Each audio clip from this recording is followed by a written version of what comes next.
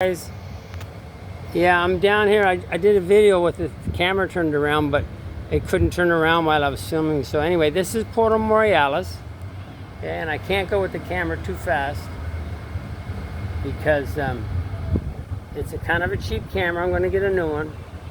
But anyway, this is Puerto Morelos. Beautiful day. It's 30 degrees, which is like about 90 Fahrenheit. Okay, you can go snorkeling, go fishing. Out there's the reef. But anyway, I don't want to make the video too long, okay? I want to talk about step 11. It's very important. We didn't finish step 11, okay? So 11, 11B we'll call it. We'll start at when we retire at night. And Hola, amigo. Nico, right? ¿Cómo estás? Nico, what's up, buddy? Hey, ¿Cómo estás ya? bien, ¿y tú? Buenos días. Buenos días. ¿Qué quieres comer, amigo? The guacamole to start with and the chips. Okay, guacamole and chips. Yeah. Okay, ¿quieres tequila? No, I drink one thing of tequila, or you run out of the place. Okay. You don't have enough tequila here to keep me going for a month. Okay. Just kidding. Okay. So anyway, it's the guacamole Ajá. and the chips and a Pepsi, Coke. Okay, Okay. Pepsi. Thank you very much. Okay, Dios te bendiga. Yeah, Dios te bendiga. God bless you. Okay, guys. When we retire at night, okay, so this is part of step 11. We already did the morning, had to look out for the self-pity. Okay, when we retire at night, we constructively review our day. Were we resentful? Why now are we talking about resentments? We were talking about self-pity, remember step 11? Because we might have screwed up. We might have been asking God to remove us from self-pity. We weren't sincere enough, or we slipped up. It's progress, not perfection. So if we did get into self-pity, there's going to be some resentment. So at night, we're going to look. It's the same four things over and over again. Resentment, self-dishonesty, fear. So we're going to look back at the day and we're going to say, were we resentful? Were we selfish? Were we dishonest or afraid? Do we owe an apology? Step 9, right? Have we kept something to ourselves which should be discussed with another person at once? Were we kind and loving toward all? What could we have done better? Were we thinking of ourselves most of the time? Right? Too much chocolate cake? Or were we thinking of what we could do for others, of what we could pack into the stream of life? But we must be careful not to drift into worry, remorse, or morbid reflection, for that would diminish our usefulness to others. After making our review, we're going to ask God's forgiveness and inquire what corrective measures should be taken. That's a little prayer. I'm not going to get into it. It's pretty self-explanatory. If we screwed up with the self-pity or whatever, we're going to look at it at night, ask for forgiveness, and we're going to do better tomorrow. The only man I have to be better than is the man I was yesterday. It's not a competition. Anyway, this is good.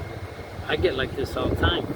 Now, as we go through the day, okay, we pause when agitated or doubtful, okay, and ask for the next right thought or action. Now, hold on.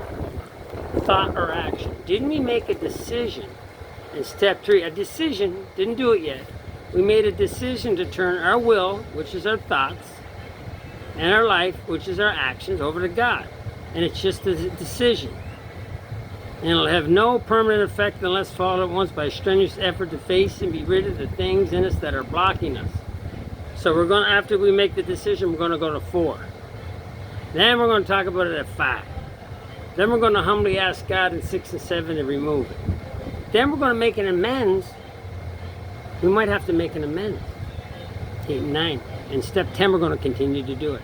Now, when you get to step 11, a lot of stuff has been removed. Now we can really ask God for the next right thought, which is our will, or action, which is our lives. We've cleared up enough of the channel. Make me a channel of the peace. Better to understand and understood. That's our step 11 prayer, right? Better to comfort than be comforted, right? Where there's despair, I bring hope. Where there's light, where there's shadows, I bring light. That's step 11 prayer. So, as we go through the day, we pause when agitated, doubtful. I know I'm repeating myself, and ask for the next right thought or action. We constantly remind ourselves we are no longer running the show. Humbly, okay? Sincerely and humbly, saying to ourselves many times each day, thy will be done. Okay? What's God's will for me? Does he want me to go make money? Or does he want me to go help one of his children? Right? We're then okay, so thy will be done, and we're no longer running the show, so we're then in much less danger of excitement. That sounds good. Fear, much less danger of fear, much less danger of anger, much less danger of worry, self-pity, foolish decisions. We become more efficient in all areas of our life, in the neighborhood, with the family, at work, the co-workers, traveling. Become more efficient. I have relationships with people today. I'm more efficient. I don't get offended so easily. God's running the show. I'm not running the show. They got self too. Boy, do they got self too. And if life was fair, I'd be doing 200 years in prison. That'd be the truth. So we do not tire so easy, for we're not burning up energy foolishly as we did when we were trying to arrange life to suit ourselves. It works. It really does. But we alcoholics are undisciplined. So we let God discipline us in the simple way we have just outlined, the first 11 steps. Okay? So, step 11. If you say this every morning,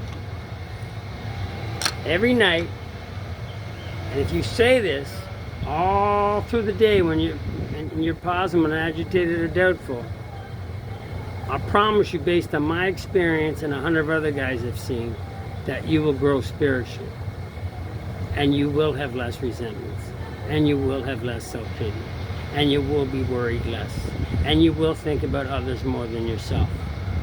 You will understand the word serenity, and you'll comprehend peace. I think I got the opposite, but these things will happen. Especially I'll lose interest in selfish things, gain interest. That's what made me restless, irritable, discontent in the first place. I promise you, in AA, if you practice these principles, you will grow spiritually. I promise you, if you let up on the spiritual program of action, you will fall down the steps and be restored to insanity. So nothing stays the same. You're either growing spiritually in Alcoholics Anonymous, or you're dying. There's no such thing as staying the same. And it's not an overnight matter. This has to continue for our lifetime. Continue to do these readings, these prayers. And the biggest thing is, I only sponsor sponsors. I go through this with a sponsee, so he can go through this with a sponsee, so he can go through this book with a sponsee. We're saving lives. I'm a one person. If I save one life in my 20 years of sobriety, I doubled my money. This program is powerful. And it's the only thing I know that works. Spiritual principles. Sitting in a meeting and not talking about spiritual principles is not AA. The meetings don't have a separate. Going through this book with a sponsor and discussing these pages with another alcoholic and actually understanding what these words really mean, like the crux of the problem is a mental state that precedes a relapse. Well, what does the crux mean? What do you mean by mental state precedes a relapse? It means the thinking that's going on before I take that first drink. That's the crux of the problem. That's my problem, is the obsession, not the allergy. I still got the allergy today. I take one drink of tequila, this town's gonna kick me out of here. I'm gonna have some water. What did I say? Pepsi. I'm gonna have some Pepsi. Guacamole. I don't require a drink today. I'm no longer restless, irritable, and discontent where I'm insane enough to take a drink of poison. I'm okay just like this, man. What can I do for you? How can I help you? So that's it, guys. Step 11, get to it. 86, 87, 88. Practice it every day. There's more in there than I said. You do it every day, you will grow spiritually. It's a promise. I've seen it happen over and over and over again. If you don't do what's in the book says, how are you going to find that higher power? It's exactly what this book is about. If you don't do what's in the book, you'll be restored to powerlessness. And if you're powerless, you're going to drink again. But we find a power. If the problem is powerlessness, the solution is power. So anyway, video went on for a long time. I think it's very important. I'm going to stop there and hope everybody has a great day, and love y'all.